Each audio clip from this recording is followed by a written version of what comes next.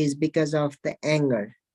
So if I give an example, it will be more clear why the anger is said as the hardness or the roughness. Like when we hit on the soft object, it does not make any sound. Like if we hit on the sponge or something like a wool, which is very smooth, if we hit by the stick or by something, as a return, there is no sound. But in another hand, if we hit to the hard thing or the hard surface or any other hard object, then the sound arises. The reaction is there.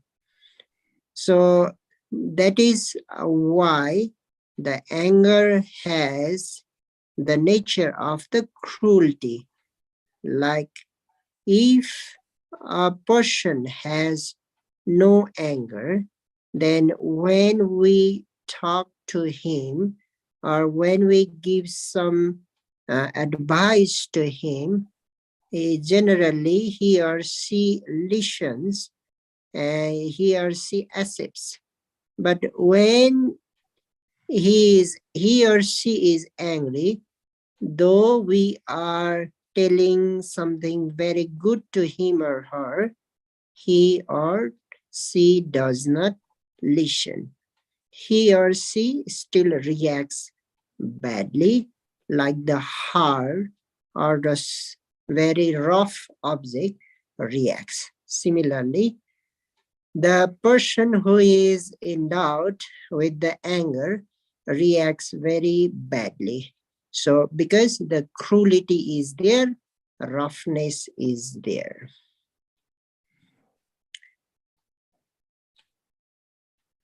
Thì Ngài nói là cái tâm sân hận này nó có cái đặc tính là rất là thô tháo và rất là thô cứng. Nó thiếu đi cái phẩm tính mềm mại. Nếu mà tâm của chúng ta không có cái sự sân hận thì nó rất là mềm mại. Nhưng mà khi có cái sân hận rồi thì tâm trở nên rất là thô cứng. Chẳng hạn nếu chúng ta chạm vào một cái vật gì đó nó mềm mại thì nó không có phát ra cái âm thanh. Ví dụ như chạm vào một cái tấm thảm hoặc là một cái vật gì đó nó mềm mại thì nó không có phát ra những cái âm thanh. Nhưng mà nếu mà chúng ta chạm vào những cái vật thô cứng thì chúng sẽ phát ra những cái âm thanh, và những cái âm thanh có thể rất là chói tai. Thì cũng vậy, khi mà một người ta không có cái sân hận ở trong tâm thì nếu chúng ta nói hoặc là khuyên một cái điều gì đó đối với người này thì người này dễ dàng lắng nghe và chấp nhận cái ý kiến của chúng ta. Tuy nhiên nếu mà một người có cái sân hận thì dù chúng ta có khuyên hay là có nói những cái điều tốt đẹp cho họ thì họ cũng không có lắng nghe, và họ thường phản ứng lại một cách rất là gay gắt, rất là mãnh liệt. Bởi vì khi người này có cái tâm sân hận thì bản chất của tâm sân hận thì nó có rất là nhiều ác ý và nó độc ác, cho nên nó không có nó phản ứng lại rất là mạnh và nó không có chấp nhận những cái ý kiến. So that is why the anger has the nature of the cruelty, being cruel, or the cruelness is the nature of the anger. So we do know that when a person becomes angry, he is not soft. Neither he is soft mentally, nor he is soft bodily. Because we do know that the mind or the mentalities cause the physicalities, And the physicalities are arising due to the mind. That's why the body is also become very cruel, very rough, not smooth. So because of the anger. So that is the nature of the anger. Cruelty, the roughness, not smoothness is the nature of the anger. Thì cái sự độc ác nó chính là bản chất tự nhiên của cái tâm sân hận. Và khi tâm của một người sân hận thì tâm của họ lúc đó rất là thô cứng. Và không những tâm thô cứng mà thân của người này cũng trở nên rất là thô cứng. Và cái bản chất của cái tâm sân hận này là nó biểu hiện từ trong tâm cho đến ngoài cái thân của mình, là nó có bản chất là thô ráp, không có mềm mại và nó rất là độc ác.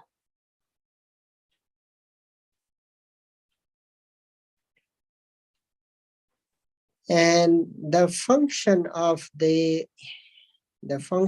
the both the general anger and the ill will is same. So we have to combine. So generally the function of the anger or the vyapada is to scorch or to burn up its basis. Its basis means the cardiac, the heart, and as a result, the body also becomes scorched. So when we become angry, we feel heated. Our body also become hot. So that is what the anger is scorching the basis of the mind, and as a result, our body also becomes scorched.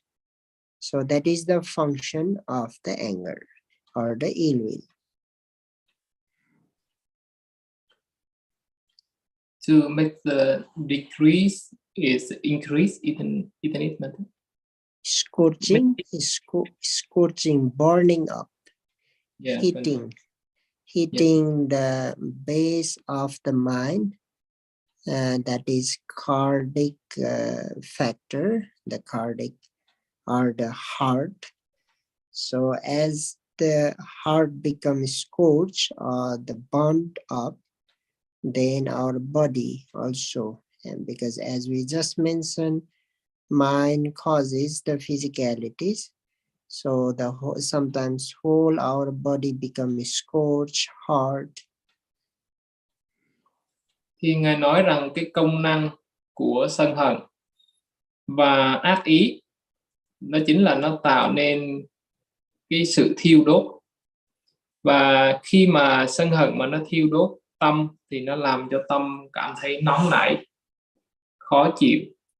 Và tâm thì nó là nhân duyên để nó tạo ra những cái yếu tố vật chất, và nó làm cho thân của chúng ta nó cũng cảm thấy nóng nảy và bị thiêu đốt. Thì đó chính là công năng của sân hận và ác ý, là nó tạo ra cái sức nóng, tạo ra sự thiêu đốt. That is why when we become angry, too much angry, like the color of our face or the color of our body, it changes. Like when we cook something, the vegetables, the color change. Similarly, because of the heat of the anger, our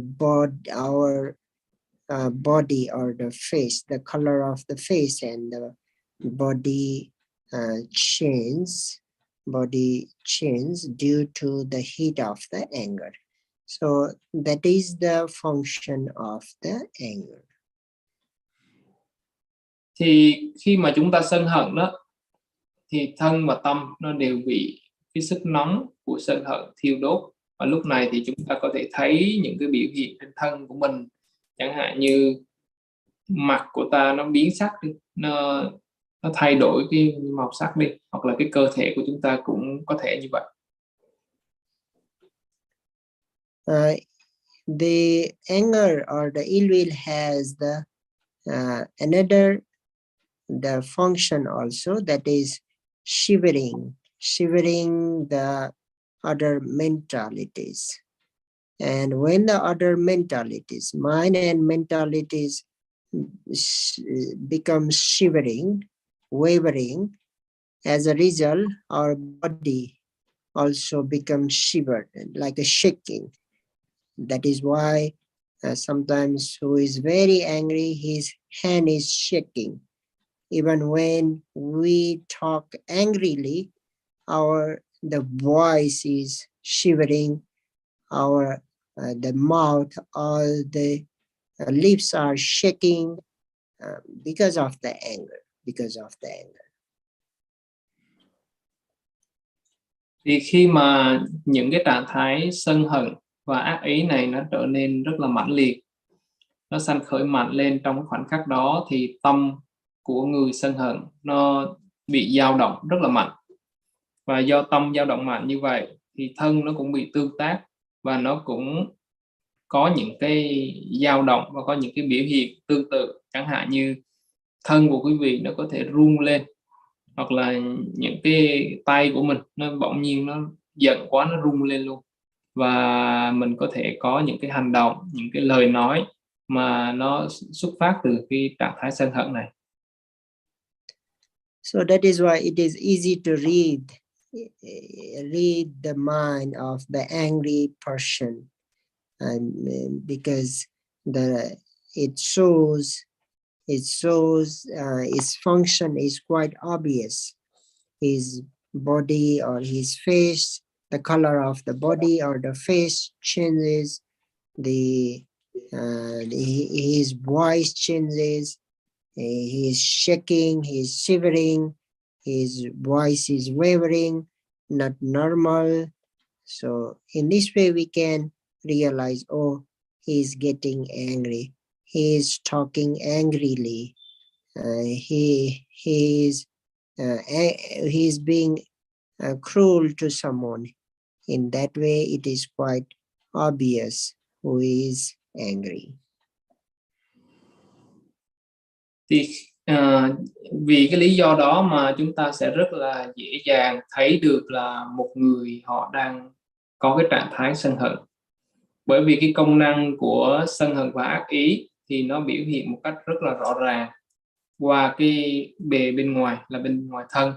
Bởi vì khi mà một cái người mà họ sân hận đó, thì không những tâm của họ bị thiêu đốt mà thân của họ nó cũng bị thiêu đốt, cho nên là mặt mày hoặc cơ thể nó thay đổi cái màu sắc đi, nó biến sắc đi. Và không những tâm của họ nó bị dao động mạnh mà thân của họ nó cũng bị dao động mạnh. Thân có thể rung lên, những cái tay chân có thể là nó rung lên, và nó có những cái biểu hiện ra bên ngoài, ra cái sắc mặt và cơ thể bên ngoài. Cho nên chúng ta có thể thấy được là một cái người đang sân, mà chúng ta có thể thấy một cách rất là rõ ràng. The manifestation of the anger or the ill will is damaging or destroying the sub-mentalities or the co-mentalities. The other mentalities which are arising with the anger become damaged or destroyed, because the anger destroys them. And not only the mentalities, but also the physicalities which are arising together with the mind and mentalities, they also become damaged. And not only that, it may damage others. Like anger may damage other person also by committing, by doing unwholesome action, by being cruel, by harming, by torturing. In this way, the anger manifests. Thì cái sự biểu hiện của sân hận và ác ý là gì? Là nó có cái biểu hiện đó là nó tiêu diệt tất cả các cái trạng thái tâm thư thái nhẹ nhàng.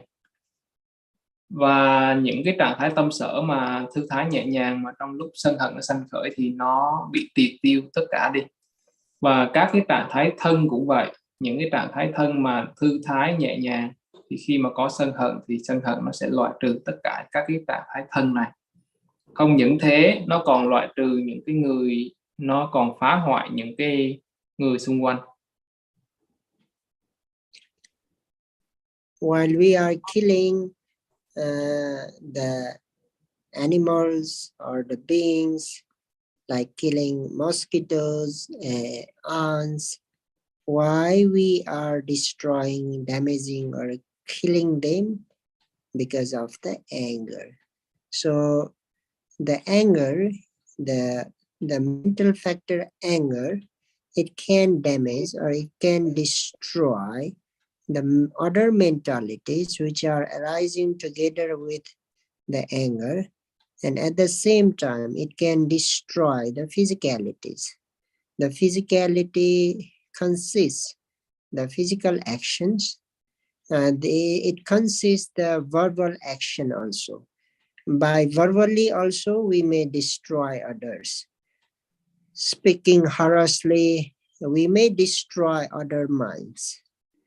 Like when we speak harshly, then other mind also become destroyed, damaged, because who is listening, he will not feel good.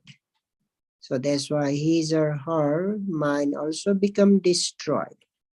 If he or she is performing bodily, committing by body, so by cruel behavior also, he or she is destroying others by harming, by torturing, by killing. In this way, the anger can destroy the co-mentalities also, and the physicalities also, and other beings also. Chẳng hạn khi mà quý vị giết cái con này con kia, chẳng hạn như giết muỗi, giết kiến, thì các cái hành động này nó có nguồn gốc đó là cái trạng thái tâm sân hận ác ý. Khi mà có sân hận ác ý thì chúng ta mới phát sinh ra những cái hành động sát sanh như vậy. Và sân hận ác ý này nó là một cái tâm sở, và tâm sở này nó có cái khả năng là nó phá hoại các cái trạng thái tâm và các cái trạng thái thân cùng sanh khởi với nó. Và khi mà chẳng hạn như là nó có nhiều cái biểu hiện, chẳng hạn như là nó phá hoại các cái trạng thái tâm nhẹ nhàng, hay là nó phá hoại các cái trạng thái thân nhẹ nhàng, hoặc là khi mà nó biểu hiện ra cái lời nói hoặc hành động thì nó cũng phá hoại luôn các cái chúng sanh, các cái cá nhân ở xung quanh cái người đó. Ví dụ bằng cái sự sân hận mà một người phát ra cái lời nói, thì người này sẽ nói những cái lời rất là nặng nề, nói những lời chửi bới, mắng nhiếc. Thì khi mà nói như vậy á, thì những cái người xung quanh họ cũng cảm thấy bị tổn thương, bị xúc phạm, và điều đó nó làm phá hoại đi các cái cá nhân, là những cái người xung quanh. Nếu mà cái tâm sân hận này nó biểu hiện qua hành động, thì cái người này họ sẽ có những cái hành động như là hành hạ, đánh đập các chúng sanh khác, giết hại các chúng sanh khác, hoặc là phá hoại các chúng sanh khác. Thì do những hành động như vậy mà nó gây nên những cái tổn thương đối với những cái chúng sanh xung quanh. And the proximate, the nearest cause to arise the anger or the ill will is the condition of the grudge. The grudge means the desire to take revenge. That is the grudge. So the nine condition, mainly the nine condition of The gross is the proximate cause to arise the anger. Và cái nguyên nhân gần của cái tâm sân hận á, là cái ý muốn hay là cái ước muốn đáp trả, một cái ý muốn trả thù nó sinh khởi trong tâm, thì lúc này những cái trạng thái tâm sân hận ác ý nó sẽ sinh khởi lên. Cho nên cái ước muốn hiềm hận trả thù này nó chính là cái nguyên nhân để sanh khởi sân hận và ác ý. Generally, we do know that the unpleasant objects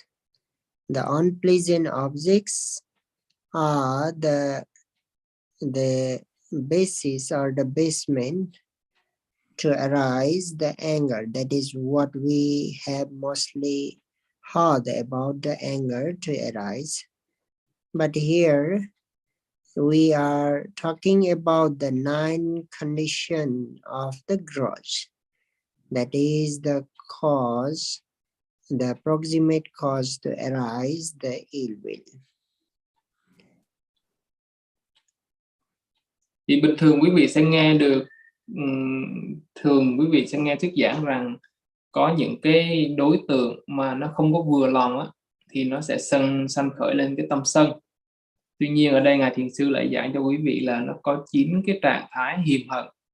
Và 9 cái trạng thái hiềm hận thù oán này nó là cái nguyên nhân để sanh khởi sân hận và ác ý. So why the gross arise?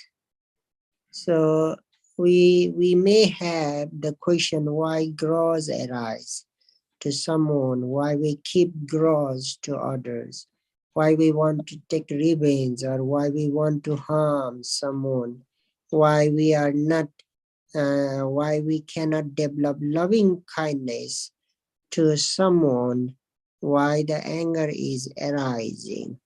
So the answer of all these questions is the 9 conditions of the growth.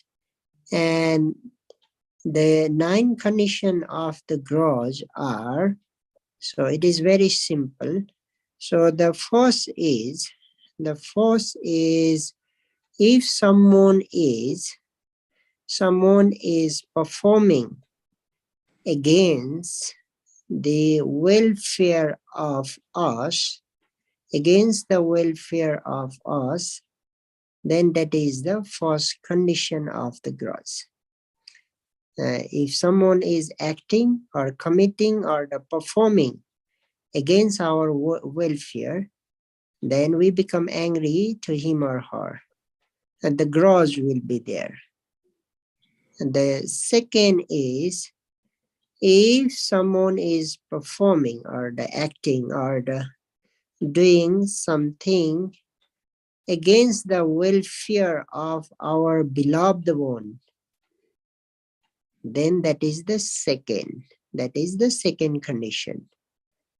And the third one is, if someone is performing the welfare of our enemy, that is the third one, the third condition to arise the anger or the grudge. Ngài nói rằng quý vị có thể sinh ra cái thắc mắc là không biết vì sao các cái trạng thái tâm sân hận hay là hiềm hận, ác ý trong tâm mình nó lại sanh khởi lên. Và Ngài cũng đã nói rằng cái nguyên nhân sanh khởi các cái trạng thái sân hận này nó có 9 cái trạng thái của cái sự hiềm hận. 9 cái trạng thái làm sanh khởi cái sự sân hận và ác ý, đó là 9 cái trạng thái hiềm hận. Và những cái hiềm hận này nó sinh ra với cái nguyên nhân thì có 9 cái nguyên nhân như vậy. Thứ nhất, đó là nếu có một cái ai đó mà làm một cái điều không tốt đối với ta, thì cái điều không tốt này có thể là một cái hành động hoặc là lời nói. Và cái số 2, cái nguyên nhân số 2 đó là nếu một ai đó làm một cái điều không tốt đối với người mà ta thương mến. Và điều số 3 đó là nếu một ai đó làm một cái điều tốt đẹp đối với kẻ thù của chúng ta. I want to make this clear. So let's say Mr. Dot is not performing the welfare of mind. So if Mr. Dot is not performing the welfare of mind, then I will be angry to Mr. Dot because he is not performing the welfare of mind. This is the first. Second is Mr. Dot is not performing the welfare of my beloved family because I love my family. Or maybe he is not performing the welfare of my family or the friends or the relatives. He is performing against that. So at that time also I will get angry with Mr. Dot. And the third condition is Mr. Nguyện is my enemy. So Mr. Dot is performing the welfare of Mr. Nguyện. So again, I will get angry to Mr. Dot because he is performing the welfare of my enemy, Mr. Nguyện. So this is the three conditions to get angry or to generate the grudge. Thì Ngài có một cái ví dụ để cho quý vị hiểu rõ cái tình huống là ba cái điều ở trên. Thì cái tình huống đầu tiên thì Ngài có một cái ví dụ như vậy, đó là nếu Đạt mà không có làm cái điều gì mà có hại đến Ngài hết, không có hành động hay lời nói gì mà gây tổn hại đến Ngài hết, thì Ngài cũng không có cái lý do gì để mà nổi sân với Đạt hay là khó chịu với Đạt. Thì đó là cái ví dụ đầu tiên. Và cái thứ hai là nếu mà Đạt không có làm cái điều gì không có tốt với gia đình của Ngài hay là người thân của Ngài, thì Ngài cũng không có lý do gì để ngược rồi Đạt. Tức là cái đầu tiên là nếu mà em làm những cái điều mà không có theo ý của Ngài thì Ngài sẽ rất là dễ có thể angry. Ví dụ thứ hai là với gia đình, bạn bè. Ví dụ thứ ba đấy chính là mình làm cái điều gì đó mà cùng với những cái người mà kẻ thù của Ngài thì cũng có thể làm cho Ngài tức giận. Đây là ba ví dụ. Yeah, cảm ơn anh Hải. Con xin phép dịch lại. Đó là câu đầu tiên, đó Ngài nói rằng nếu Đạt mà làm những cái điều gì có hại đến Ngài thì có thể là làm cho Ngài nổi sân. Và câu thứ hai là nếu mà Đạt làm những cái điều hại đến gia đình hay người thân của Ngài thì nó cũng có thể làm cái nguyên nhân để cho Ngài nổi sân. Và nếu mà Nguyên là một cái người, ví dụ là kẻ thù của Ngài, mà nếu Đạt có cái đối xử tốt với cái anh Nguyên này thì có thể cũng làm cho Ngài bực bội và nổi sân. Đây là ba cái ví dụ mà Ngài nói để rõ ba cái ý ở trên.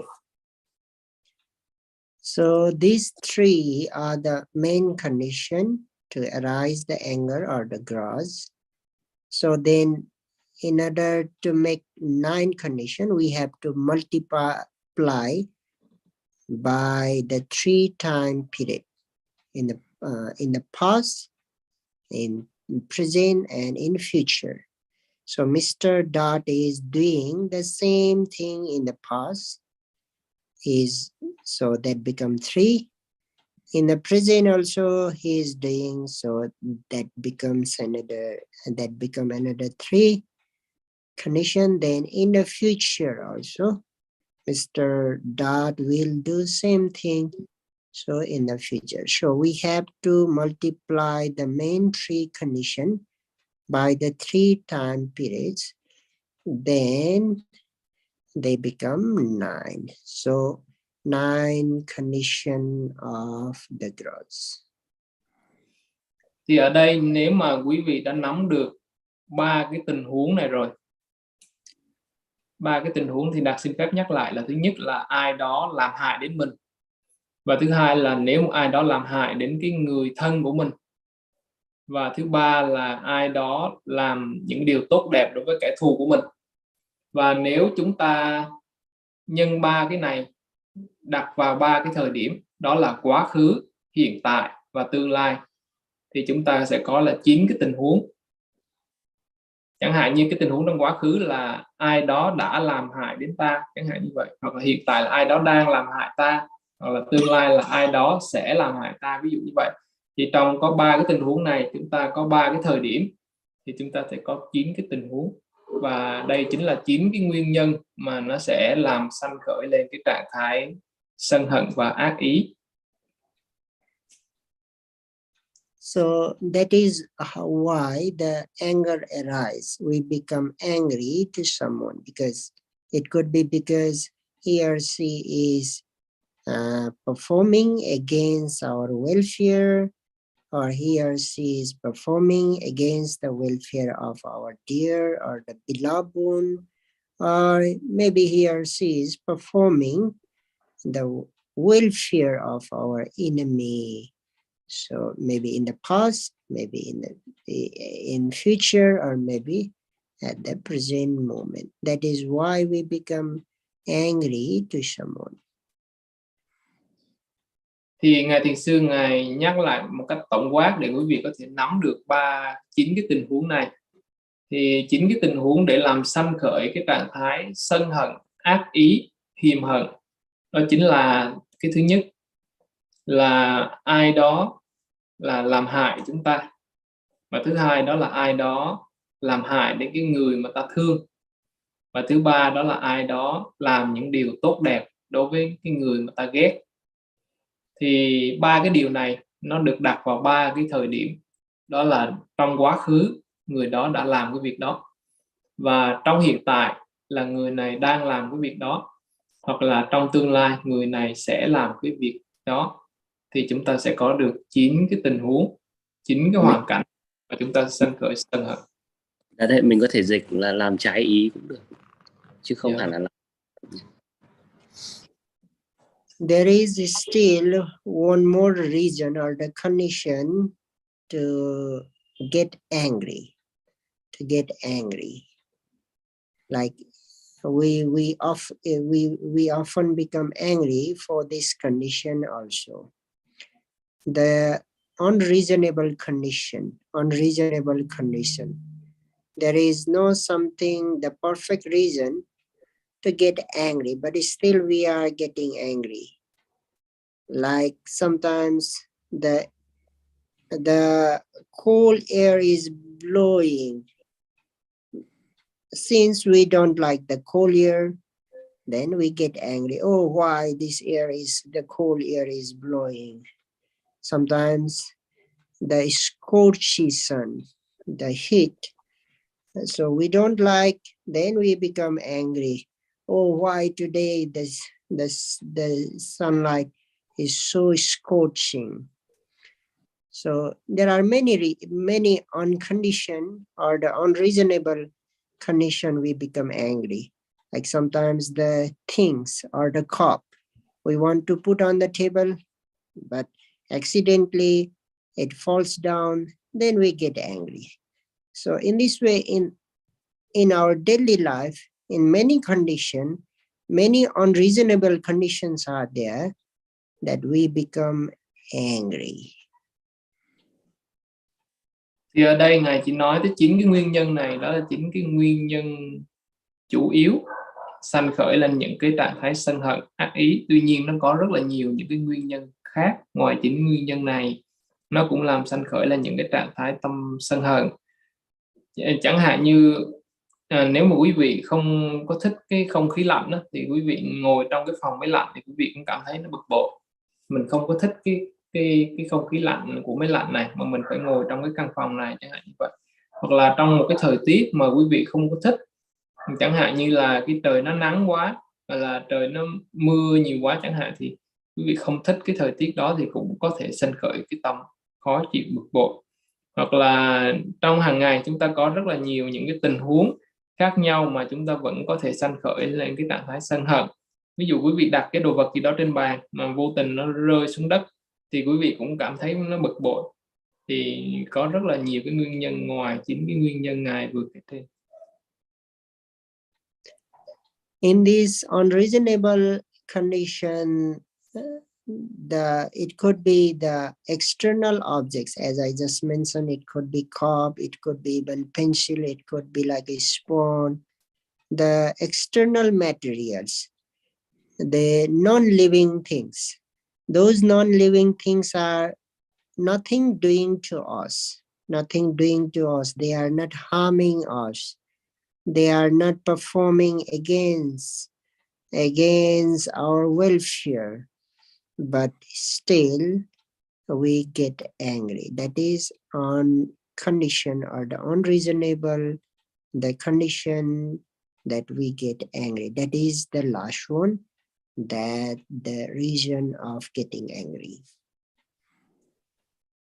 Thì trong những cái nguyên nhân này thì chúng ta có thể gọi nó là một cái nguyên nhân khác, hoặc là những nguyên nhân phụ.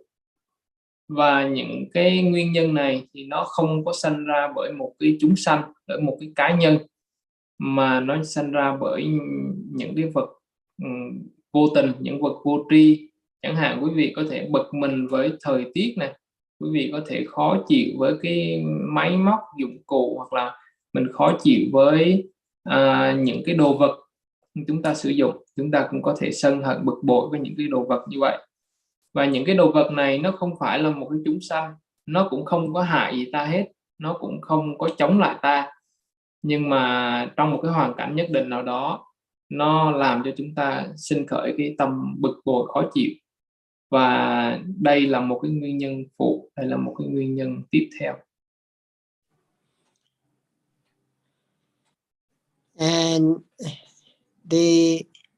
this anger or the ill will, the vyapada, is compared with the disease or the sickness. So why it is compared with the disease is when we get sick, especially like a fever or the high fever, like a pneumonia, like the diseases which makes our mouth bitter mouth. So when our mouth, we get the bitter mouth, none of the good food become tasteful. No matter how good that food, no matter how delicious that food is, we just feel it bitter. Who is getting sick, who is having the diseases like a high fever, pneumonia, which cause the bitter mouth. So none of the food is delicious for him or her.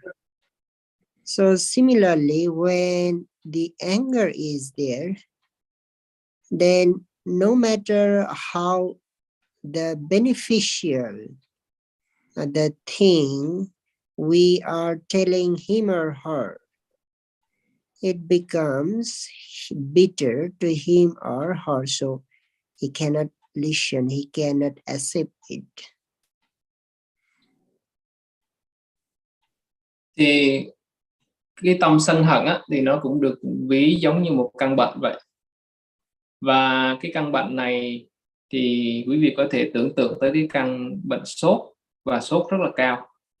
Thì khi một cái người mà sốt rất là cao như vậy đó, thì miệng của họ sẽ trở nên rất là đắng.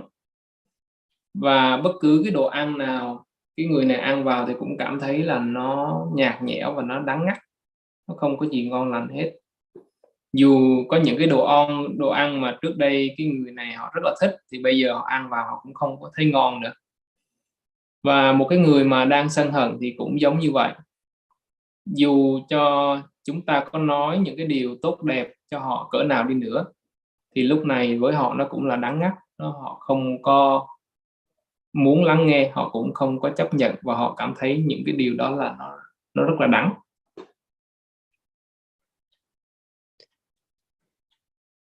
A normal person is eating the same food very deliciously. He or she can enjoy it, but for the person who is sick, he cannot enjoy, he feels it, bitter. He feels it bitter. He cannot enjoy it. He cannot accept it. Similarly, when we give a good advice to someone, and the beneficial, when we tell him, when we advise him or her, which is beneficial to him or her, in normal situation, he or she can agree or listen to us.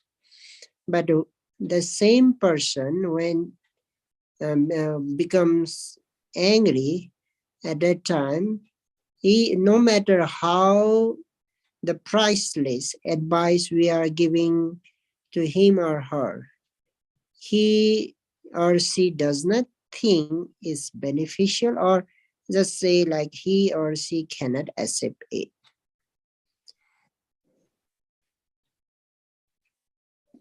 Thì nếu một người bình thường đó mà đưa cho họ những cái đồ ăn ngon thì họ có thể thưởng thức những cái đồ ăn đó một cách rất là ngon lành, một cách rất là trọn vẹn.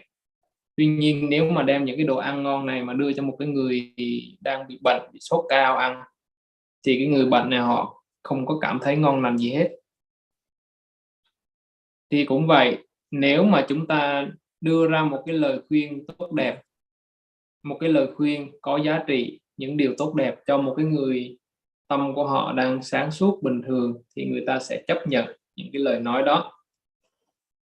Nếu mà chúng ta nói những cái lời này đối với một cái người mà đang sân hận, thì không có quan trọng cái lời khuyên của chúng ta nó có đúng đắn hay là giá trị đến mức độ nào đi nữa, thì cái người sân này họ cũng không có muốn lắng nghe và họ không có chấp nhận cái lời của chúng ta nói. Like if our friend is fighting with another person, like in normal condition, he listens to us, but while he or she is fighting or getting angry, disputing with someone, arguing with someone, so at that time, if we reconcile, try to reconcile him or her to him, sometimes because of the angry, even he may think that he is, we are behaving against to him, we are talking against to him, even he may be fight back to us again sometimes because of the anger. He cannot accept what, even he cannot understand that we are talking about his welfare.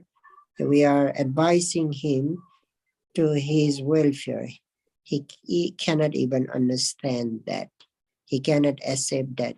He feels a bitter taste. So that is why the ill will or the anger is compared with the diseases. Thì chẳng hạn như là bạn của chúng ta đó mà nó đang cãi nhau, nó đang giận dỗi với một cái người nào đó, nó đang gây gổ với một cái người nào khác đó. Và khi mà chúng ta đi đến thì chúng ta thấy cái điều này là nó không có đúng đắn, mà chúng ta đưa ra cái lời khuyên đối với bạn của mình là bạn nên làm như vậy, bạn không nên làm như vậy như kia. Thì khi chúng ta đưa ra cái lời khuyên đối với người bạn của mình như vậy đó, thì trong lúc mà người bạn của mình nó đang rất là bực bội, rất là sân hận, thì thường là cái người bạn của mình sẽ không có lắng nghe cái lời khuyên của mình. Người bạn của mình sẽ không có chấp nhận những cái lời khuyên của mình, dù những cái lời khuyên của mình là nó đúng đắn. Và có một cái tình huống nào có thể xảy ra là có thể là cái người bạn của mình họ bực bội chúng ta luôn, và họ chuyển qua người ta gây gổ với mình luôn. Bởi vì trong cái lúc này thì cái người bạn của mình họ đang cảm nhận được cái vị đắng trong tâm của họ, và khi mà họ nghe những cái lời khuyên hay là những cái lời tốt đẹp á, thì họ cũng không có cảm nhận được những cái điều tốt đẹp trong cái lời khuyên của chúng ta. Thì do đó cái tâm sân hận này nó được ví giống như một căn bệnh nó được ví giống như một cơn sốt. Sometimes it is said that anger is like a king cobra. If we touch king cobra, like it is spread the hood out and it is stands up. Whenever we try to touch, it is stand up and hood up. It is stand up and hood up. It gets angry very easily. So similarly, the anger is like that. Anger is like that. King cobra, what is this? Yeah. Snake, king cobra. Oh, the snake. Rắn hổ mang chúa ấy. Dạ vâng. Thì cái tâm sân hận thì nó được ví giống như là một cái con rắn hổ mang, và con rắn hổ mang chúa, và khi mà chúng ta chạm vào nó đó, thì nó rất là dễ dàng sân hận, nó rất là dễ dàng nó phản ứng tấn công chúng ta. Khi mà cái con rắn hổ mang chúa đó, thì cũng vậy, khi mà một cái người có cái tâm sân hận thì tâm của họ nó rất là dễ dàng, nó có cái khuynh hướng là muốn tấn công người khác. So this is the nature of the ill will. So let's move how the ill will arise during the practice. During the practice, we are mainly going to focus in the practice. So mostly when we are practicing meditation, and when we remember, when we recollect the past event or the past the incidents, the past incidents which we don't like, or the people we don't like, or the enemies, at that time, the ill will, the intention to harm them, the intention to torture them, or the intention to take revenge arises when we have such bad memories. Thì đó là những cái đặc tính của cái tâm sân hận ác ý. Và trong cái quá trình thực tập thiền thì chúng ta cũng trải nghiệm những cái trạng thái tâm này. Đó là khi mà chúng ta hành thiền đó, thì chúng ta có những cái tư tưởng nó đi về trong quá khứ.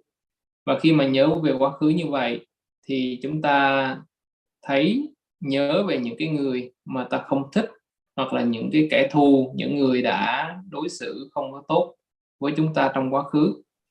Và khi mà thấy nhớ lại như vậy thì tâm của chúng ta nó sanh khởi lên các cái trạng thái tâm là ý muốn hãm hại những người này, ý muốn trả thù những người này. Và đó chính là cái nguyên nhân nó sanh khởi lên những cái trạng thái sân hận ác ý trong lúc chúng ta thực hành.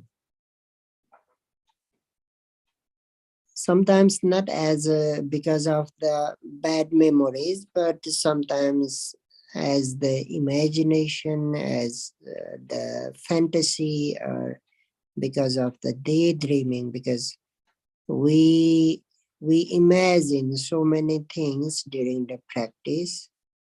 Some of them are not real. Last time also I mentioned we may be imagining as like a actor or the actress or the hero or the heroine, or sometimes even at the superhero or the heroine who are having like some supernatural powers. At that time also in the imagination, we may be harming we are intending to harm for the enemies also, or for someone also. The anger is there, the ill will, the intention to harm others, the intention to torture or to kill others is still there because of the ill will or the anger.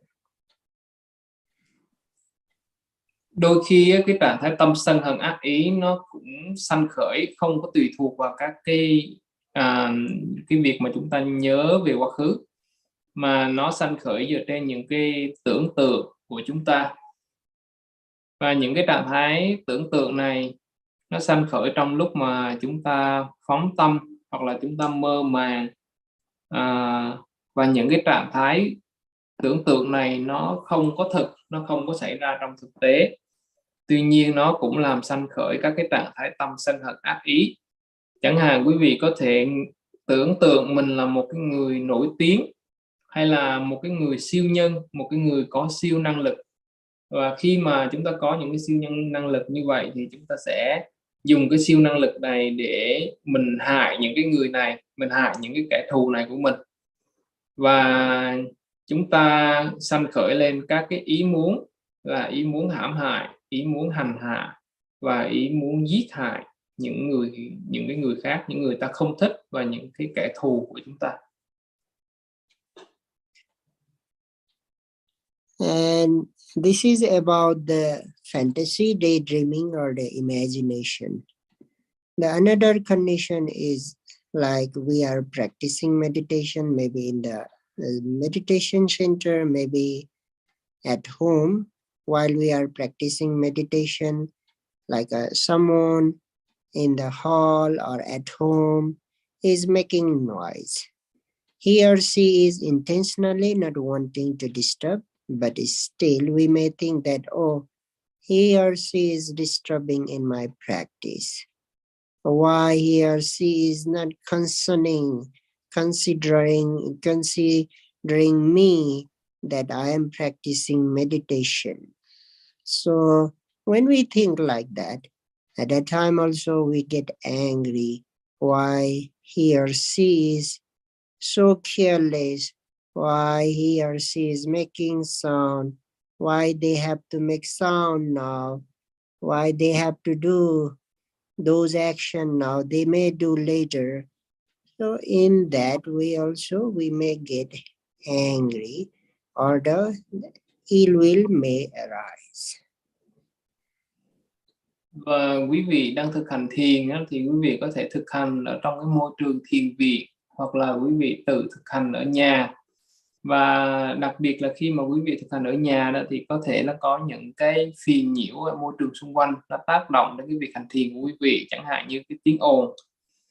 Và cái người mà gây ra những cái tiếng động đó có thể là họ không có cái ý muốn là làm phiền quý vị, nhưng mà quý vị có thể nghĩ là cái người này tại sao họ lại làm cái tiếng động này trong lúc mình hành thiền?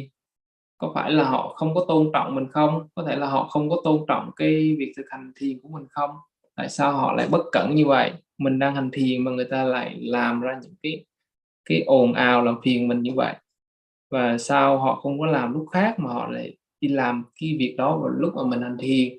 Thì mình có rất là nhiều những cái trạng thái tâm suy nghĩ như vậy, làm cho mình sanh khởi lên cái trạng thái tâm bực bội, sân hận, khó chịu. Not only the noises made by the living beings, but sometimes, like if it's raining, we may be angry with the rain also. Why it has to rain now while I am meditating? If the wind is blowing, oh, why it should blow the wind now?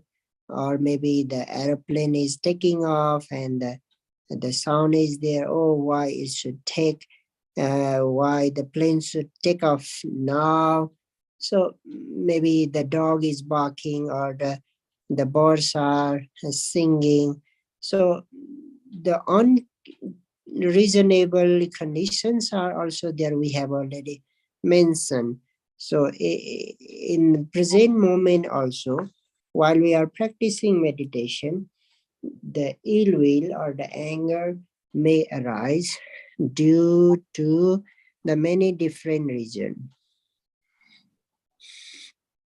Và cái trạng thái sân hận này nó có thể xuất phát từ các cái đối tượng, đó là chúng sanh, hoặc có thể là không phải là chúng sanh.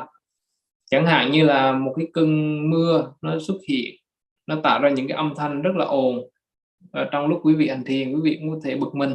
nói là tại sao mà nó lại mưa lúc này, hoặc là gió nó thổi mạnh lên thì mình cũng cảm thấy không có thích gió, thì mình cũng cảm thấy nó khó chịu, tại sao bây giờ nó lại nổi gió to như vậy. Hay là một cái máy bay nó bay qua nó tạo những tiếng ồn thì mình cũng cảm thấy bực bội khó chịu. Hoặc là chó ở hàng xóm nó sủa, chim thì hót mình không thích. Và có rất là nhiều những cái lý do làm cho chúng ta sinh khởi cái trạng thái sân hận, ác ý, khó chịu. And another condition is like while practicing meditation, like unpleasant sensations are arising, repeatedly arising, which we are not cherishing, which we are not liking, so repeatedly arises, arises. So at that time also we may get angry of, oh, why this pain is arising repeatedly. Every time when I do meditation, this unpleasant sensation rises, but in normal situation it does not while I am doing the daily activities, not at that time, but only while I am doing sitting meditation, this pain, this unpleasant sensation rises. That could be the one reason, the repeated arising of the same pain. And maybe another reason is we are intending to dispel it. We are intending to disappear it. So we are noting that pain and it is taking time. It is not disappearing. So at that time also we may get angry. Oh, I am trying my best. I am trying my best and I am noting penetrately. I am focusing why it is not disappearing. So that could be the another reason of getting angry. Và một cái lý do khác để cho các cái trạng thái tâm sân hận sinh khởi, đó là các cái trạng thái mà đau đớn, khó chịu nó sanh khởi trong lúc mà quý vị hành thiền. Và các cái trạng thái này nó cứ lặp đi lặp lại, lần này qua lần khác, thì lúc này quý vị có thể là trở nên bực bội, khó chịu với những cái cảm giác này. Ví dụ quý vị có thể nghĩ là tại sao mà mấy cái cảm giác này nó cứ sinh khởi hoài như vậy, cứ giờ thiền nào mình ngồi xuống thì nó cũng đau, và nó cứ đau đi đau tới đau lui hoài như vậy. Và trong lúc ngày thường á, trong cái sinh hoạt ngày thường thì mình là không có đau, mà cứ ngồi thiền, ngồi xuống cái là nó đau liền, và mình cảm thấy rất là bực bội, khó chịu với các cái cảm giác này. Và một cái lý do khác là chúng ta muốn loại trừ các cái cơn đau, cái trạng thái khó chịu này. Và với cái tác ý như vậy thì chúng ta nỗ lực hết sức để ghi nhận với cái ý muốn là cho nó hết đau. Và khi mà nỗ lực như vậy một khoảng thời gian mà nó vẫn không mất thì ta cảm thấy rất là khó chịu, rất là bực bội. Bởi vì mình nghĩ rằng mình đã cố gắng hết sức rồi, mình ghi nhận mà mình vẫn không có loại trừ được cái cơn đau này. Cái cơn đau này nó cứ đau tới đau lui hoài như vậy, làm cho mình rất là bực bội, khó chịu mà không có cái cách nào để mà loại trừ nó hết. Thì đây là một cái lý do thứ hai, nó cũng làm cho chúng ta nổi sân trong quá trình mà chúng ta đối diện với các cơn đau. So simply what we can say is, when the things are not going according to our wish, according to our wishes, then at that time we may get angry. During the practice, if the objects or the things or the conditions are not going as we wish, then at that time we become angry. Thì chúng ta có thể tổng kết rằng nếu mà bất cứ cái tình huống nào mà nó không có đi theo cái ý muốn hay là cái mong muốn của chúng ta, dù đó là trong cái đời sống hay là trong cái quá trình chúng ta thực tập hành thiền, thì nó cũng dễ dàng làm cho chúng ta nổi sân. Okay, these are the main the conditions that may cause the anger to arise during the practice. So we will continue next time to how to deal with this ill will, anger, how we can subside or destroy this anger and dominate in order to dwell in Ariyavasa, because we are talking about we have to abandon the 5 hindrances, and this ill will is one of them, so we have to abandon it, we have to destroy it. So we will discuss next time how to abandon, how to destroy the anger while practicing meditation especially. So may you be able to destroy, generally by, of course, by noting. So we will talk more. So may you be able to dominate, destroy, subside the anger by noting, by contemplating wisely also, and may you be able to free from other kilesas as well. Sadhu, sadhu, sadhu. Thì Ngài giảng rằng hôm nay Ngài đã giảng cho quý vị nghe một cách nó tổng quát về trạng thái tâm sân hận và ác ý, với những cái đặc tính, công năng, sự biểu hiện và nguyên nhân sanh khởi của sân hận. Và trong cái buổi pháp thoại tiếp theo, Ngài sẽ giảng cho quý vị nghe về cái cách loại trừ các cái trạng thái tâm sân hận và ác ý này. Và cái cách loại trừ thì không có cách nào khác hơn, đó là chúng ta phải ghi nhận, chánh niệm các cái trạng thái tâm sân hận khi nó sanh khởi, với cái mục đích đó là chúng ta loại trừ được các cái trạng thái tâm sân hận này.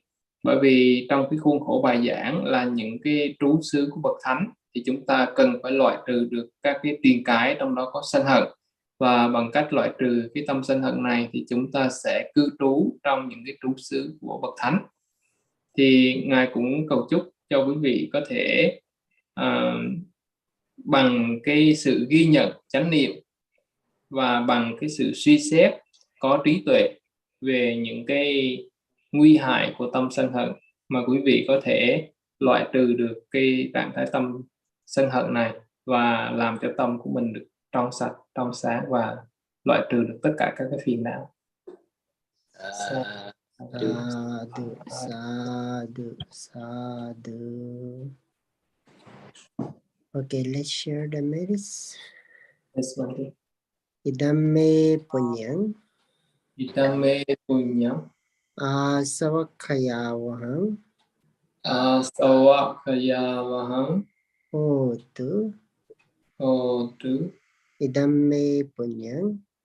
Idamme punyam. Nibbanasa. Nibbanasa. Pachayo. Pachayo. Hotu. Hotu. Imano. Imano. Punya bhagang. Punya bhagang. Sabbasatanang. Sabbāsatanang. Vibhāzema. Vibhāzema. Sabbe satta. Sabbe satta. Imang punya bhagang. Imang punya bhagang. Labedva. Labedva. Sukhita. Sukhita. Bhavantu. Bhavantu. Sadhu, sadhu, sadhu. Thank you so much, Bhante. Dạ vâng, xin mời quý đại chúng cùng nhau chắp tay cung kính để Ngài Thiền sư ạ.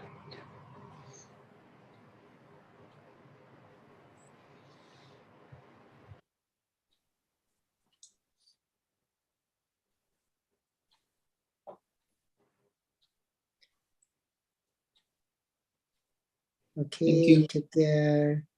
See you tomorrow. Be always happy. Yes, Bhante. Thank you. Dạ vâng, thay mặt ban tổ chức cùng quý đại chúng con xin thành tâm đảnh lễ, cũng như là cung kính đảnh lễ, cũng như là thành tâm tri ân Ngài Nyanavudha Cảm ơn bạn Cửu Đạt, cảm ơn ban tổ chức và toàn thể quý đại chúng. Nguyện chúc quý vị được an vui, được hạnh phúc, được tấn hóa trong Dhamma và tận duyên trong Dhamma. Xin hẹn gặp lại quý vị vào ngày mai.